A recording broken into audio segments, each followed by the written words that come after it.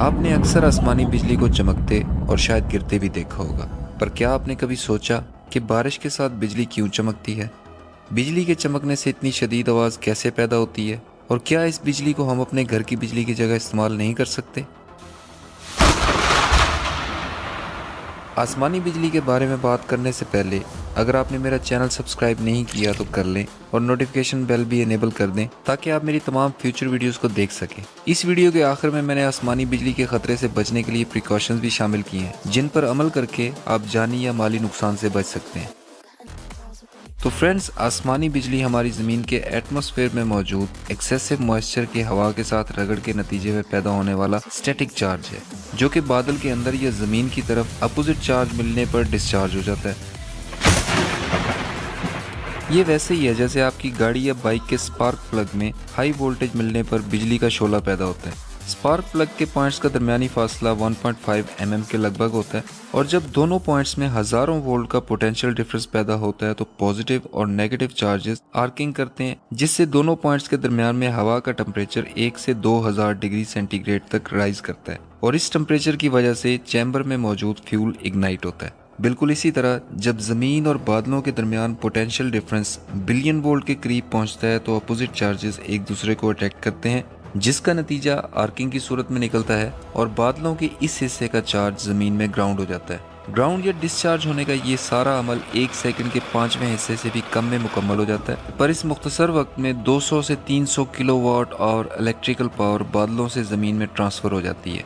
आसमानी बिजली का बज़ाहिर एक नजर आने वाला फ्लैश दरअसल कई फ्लैशेस का ब्रस्ट होता है। इन फ्लैशेस में से हर एक का दौरानिया 20 से 50 माइक्रोसेकंड तक हो सकता है और इनकी तादाद 3 से 20 के दरमियान हो सकती है, यानी 150 से 200 मिली सेकंड का आसमानी बिजली का एक फ्लैश दरअसल मल्टीपल माइक्रो फ्लैशेस होते हैं। पर चूंकि इंसानी आंख 100 मिली सेकंड से थोड़ा इंटरवल नहीं देख सकती, इसलिए हमें ये ब्रस्ट एक ही फ्लैश नजर आता है। जैसा कि मैंने अभी आपको बताया कि इस नहायती शॉर्ट टाइम यानी फ्रैक्शन ऑफ सेकंड में 200 से 300 किलोवाट आवर तक इलेक्ट्रिकल पावर ट्रांसफर होती है। ये फिगर मैं आपको किलोवाट आवर में इसलिए बता रहा हूँ कि किलोवाट आवर इलेक्ट्रिकल पावर का कन्वेंशनल यूनिट है और हमारे घरों में लगे बिजली के मीटर भी इलेक्ट्रिक कंजम्पशन को किलोवाट आवर में ही मेजर करते हैं। आम जुबान में हम किलोवाट आवर को बिजली का यूनिट कहते हैं। 200 से 300 किलोवाट आवर एक आम घर की तकरीबन 1 महीने की बिजली की जरूरत को पूरा कर सकते हैं। दूसरे अल्फाज में आसमानी बिजली के एक एवरेज फ्लैश में क्वार्टर सेकंड से भी कम वक्त में इतनी इलेक्ट्रिकल पावर ट्रांसफर होती है जितनी एक एवरेज घर 1 महीने में इस्तेमाल करता है।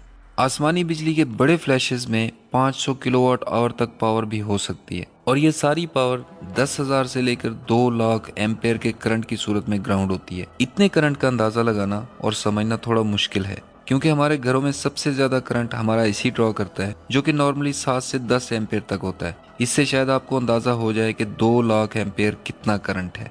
इतने हैवी करंट फ्लो की वजह से इसके रास्ते में मौजूद हवा का टेम्परेचर 30,000 सेंटीग्रेड या 50,000 फ़ारेनहाइट के करीब पहुंच जाता है। इस टेम्परेचर का अंदाजा करना भी शायद आपके लिए थोड़ा मुश्किल हो, तो मैं आपको बताता चलूं कि हमारी ज़मीन पर मौजूद तमाम मेटल्स का मेल्टिंग टेम्परेचर 1700 डिग्री सेंटीग्रेड से नीचे ही है। 2000 डिग्री सेंटीग्रेड से कुछ ऊपर पत्थर भी मेल्ट हो जाते हैं और लावा की शक्ल इख्तियार कर लेते हैं। यहाँ तक कि हमारे सूरज की सरफेस का टेम्परेचर भी लगभग 5500 डिग्री सेंटीग्रेड है, यानी आसमानी बिजली का टेम्परेचर सूरज की सरफेस से भी तकरीबन 5 गुना ज्यादा है। इतने ज्यादा टेम्परेचर में आसमानी बिजली के रास्ते में हवा प्लाज्मा में तब्दील हो जाती है और जैसा कि आपको पता है कि हीट अप होने पर मटेरियल्स फैलते हैं, तो आसमानी बिजली के रास्ते में हवा भी फैलती है और इतनी तेजी से फैलती है कि हवा में मौजूद गैसेस के मॉलिक्यूल्स तक टूट जाते हैं। इतने ज़्यादा टेम्परेचर की वजह से हवा का फैलाव इतना शदीद होता है कि आसमानी बिजली के रास्ते के इर्द गिर्द 10 से 20 फीट तक खला यानी स्पेस जैसी कंडीशंस पैदा हो जाती हैं, यानी हवा का दबाव 0 के करीब पहुंच जाता है। जबकि इस शदीद फैलाव की वजह से 20 फुट से आगे की हवा का प्रेशर 20 से 100 गुना तक पहुंच जाता है। हवा के फैलने का ये प्रोसेस 150 मिली सेकेंड यानी सेकंड के 7वें हिस्से से भी कम वक्त में बहुत ही तेजी से होता है और जैसे ही आसमानी बिजली का फ्लैश खत्म होता है, इसके रास्ते से दूर हटी हुई हवा जमीन के एटमॉस्फेरिक प्रेशर की वजह से आपस में क्लैप करती है, जिससे ब्लास्ट पैदा होता है और ये प्रोसेस आसमानी बिजली के पूरे रास्ते में हर जगह पर होता है। इसलिए हमें गड़गड़ाहट की आवाज़ सुनाई देती है। इसकी वजह यह है कि आसमानी बिजली का वो हिस्सा जो हमारे सबसे करीब होता है, इसकी आवाज़ हम तक सबसे पहले पहुंचती है और दूर वाले हिस्सों की आवाज़ बाद में। अक्सर आसमानी बिजली की गड़गड़ाहट हमें कई सेकंड तक सुनाई देती रहती है, जिसकी वजह यह है कि आसमानी बिजली की एवरेज हाइट तकरीबन 6 मील या 10 किलोमीटर तक होती है। आप आसमानी बिजली गिरने की आवाज़ से कैलकुलेट कर सकते हैं कि ये आपसे कितनी दूर गिरी है। इसका आसान तरीका यह है कि लाइटनिंग के फ्लैश के साथ ही आप सेकंड्स काउंट करना शुरू कर दें और तब तक काउंट करें जब इसकी आवाज़ आप तक पहुंच जाए। इन सेकंड्स को 3 पर डिवाइड करने से आपको लाइटनिंग स्ट्राइक का डिस्टेंस किलोमीटर्स में मालूम हो जाएगा। इसकी वजह यह है कि लाइट की स्पीड तो तकरीबन 3 लाख किलोमीटर पर सेकंड है और इस वजह से फ्लैश की लाइट तो हम तक ऑलमोस्ट इंस्टेंटली पहुंच जाती है, पर चूंकि साउंड की स्पीड तकरीबन 340 मीटर पर सेकंड है, इसलिए ये 1 किलोमीटर ट्रेवल करने में 3 सेकंड लगाती है। इस तरह 1 किलोमीटर दूर लाइटनिंग स्ट्राइक की आवाज़ हमें 3 सेकंड में और 2 किलोमीटर दूर की आवाज़ हमें तकरीबन 6 सेकंड में पहुंचती है। एक एवरेज लाइटनिंग बोल्ट की मोटाई तकरीबन 1 इंच के करीब होती है, पर हमें ये अपनी शदीद चमक की वजह से कई फुट चौड़ा लगता है। बिलियन वोल्ट्स और 2 लाख एम्पेयर करंट की वजह से ये बहुत ही खतरनाक साबित हो सकता है। ये इतना ज़्यादा करंट है कि 20 मीटर के फासले तक तो ये इलेक्ट्रॉनिक्स या इलेक्ट्रिकल अप्लायंसेस को सिर्फ अपने मैग्नेटिक फील्ड से भी नुकसान पहुंचा सकता है।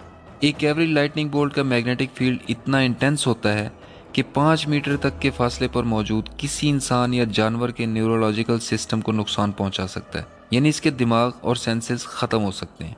एक अंदाजे के मुताबिक दुनिया भर में सालाना 80 लाख से 1 करोड़ मरतबा आसमानी बिजली गिरती है। आसमानी बिजली गिरने की रेशियो गर्म इलाकों में ज़्यादा है। इंसानी आबादियों पर बिजली गिरने के वाक़यात में हर साल बिलियंस ऑफ डॉलर्स का नुकसान होता है। इसके अलावा हर साल 3 से 5 हज़ार इंसान अपनी जान से जाते हैं।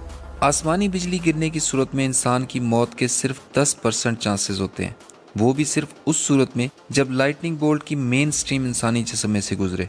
90% लाइटनिंग विक्टिम्स को इमीडिएट मेडिकल असिस्टेंस से बचाया जा सकता है, क्योंकि आसमानी बिजली गिरने की सूरत में इंसान की दिल की धड़कन बिल्कुल बंद या इंतहाई बेतरतीब हो जाती है, और अगर फौरी तौर पर इस कार्डियक अरेस्ट को हेल्प आउट कर लिया जाए तो इंसान की जान बच सकती है। पर आसमानी बिजली के मुतासरा इंसान की ज़िंदगी मामूल पर आने में कई महीने या साल भी लग सकते हैं, क्योंकि आसमानी बिजली इंसान के न्यूरॉन्स या असाबी निज़ाम को डैमेज करती है, जिसकी टोटल रिकवरी अक्सर नामुमकिन होती है। दोस्तों, यहाँ मैं एक ऐसे शख्स का जिक्र करूँगा जिसका नाम रॉय सुलिवान था।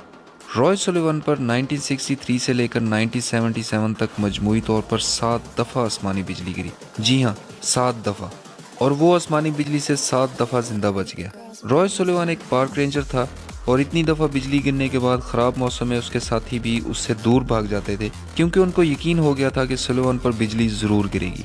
रॉय सुलिवान का नाम इस वजह से Guinness book of world record में भी शामिल है। आसमानी बिजली से बचाव के बहुत से तरीके हैं, जिनमें सबसे ज़्यादा इस्तेमाल होने वाला तरीका लाइटनिंग अरेस्टर्स हैं। लाइटनिंग अरेस्टर्स बिल्डिंग के टॉप पर लगा हुआ मेटेलिक पॉइंट है, जिसका दूसरा सिरा ज़मीन के अंदर प्रॉपरली ग्राउंड होता है। तमाम मोबाइल टावर्स पर आपको सबसे ऊंची चीज़ लाइटनिंग अरेस्टर ही नजर आएंगे, और इन्हीं की वजह से ये टावर और इनके साथ लगा सिस्टम बिजली गिरने की सूरत में महफूज रहते हैं। थंडरस्टॉर्म के दौरान कभी भी लैंडलाइन फ़ोन इस्तेमाल ना करें, क्योंकि अगर इस दौरान मीलों लंबी टेलीफोन लाइन पर कहीं भी आसमानी बिजली गिरती है तो इसका थोड़ा बहुत मज़ा आप तक पहुँच सकता है। अगर कभी थंडरस्टॉर्म में आप बाहर हैं तो कोशिश करें कि किसी गाड़ी में रहें। बिजली गिरने की सूरत में गाड़ी की मेटेलिक बॉडी टेस्ला केज का काम करती है। आसमानी बिजली गाड़ी की बॉडी से होती हुई ग्राउंड हो जाती है और इस तरह गाड़ी के अंदर लोग महफूज रहते हैं। थंडरस्टॉर्म के दौरान किसी भी दरख्त के नीचे या पोल के करीब बिल्कुल ना जाएं, क्योंकि दरख्त और ऊंचे पोल आसमानी बिजली को शॉर्टेस्ट रूट प्रोवाइड करते हैं और इस तरह आप आसमानी बिजली से मुतासर हो सकते हैं। और आखिरी और सबसे ज़रूरी बात यह है कि अगर कभी थंडरस्टॉर्म में आपके सर और जिस्म के बाल खड़े हो जाएं और साथ ही आपको अपनी ज़ुबान पर लोहे यानी आयरन जैसा जायका महसूस होने लगे तो फौरी तौर पर लेट जाएं और किसी मेटेलिक चीज़ को अपने से दूर कर दें। बाल खड़े होने का मतलब यह है कि आप जहां मौजूद हैं वहां हाई स्टैटिक चार्ज बिल्डअप हो गया है और वहां किसी भी वक्त आसमानी बिजली गिर सकती है।